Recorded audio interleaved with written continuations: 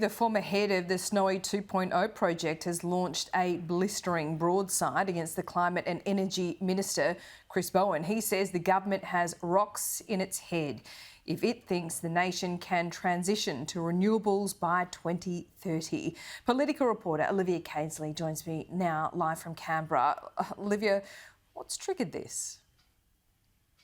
Well, this comes after the new Snowy Hydro 2.0 boss yesterday admitted that the project could be delayed by another 2 years and not be completed until the end of the decade. This project has been riddled with major setbacks and also delays and cost blowouts. So, for example, tunnel boring machinery's got stuck under a mountain, and there's also been difficulties with sourcing material due to the lingering effects of the COVID pandemic.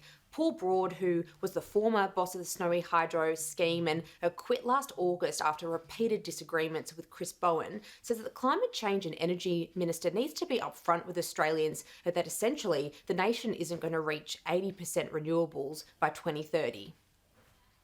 They are dreaming if they think they can have 80% renewables by 2030.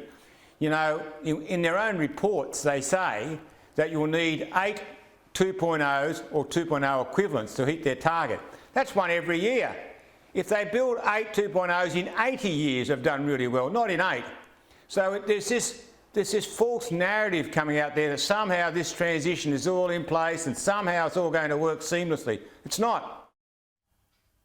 It's important to note that Mr Bowen yesterday said that essentially the former boss, Paul Broad, there hasn't been upfront about the delays that they were experiencing. But essentially, in a nutshell, the Snowy Hydro 2.0 scheme is intended to act as a natural battery when the sun isn't shining and the wind isn't blowing. And this delay to the Snowy Hydro scheme increases the risk of blackouts as more and more coal-fired power stations exit the system. Mr Broad says the government will need to keep the nation's largest coal-fired station open, that's called Eraring, beyond 2025. And the New South Wales Premier Chris Bowen yesterday said that that's an option on the table, Laura.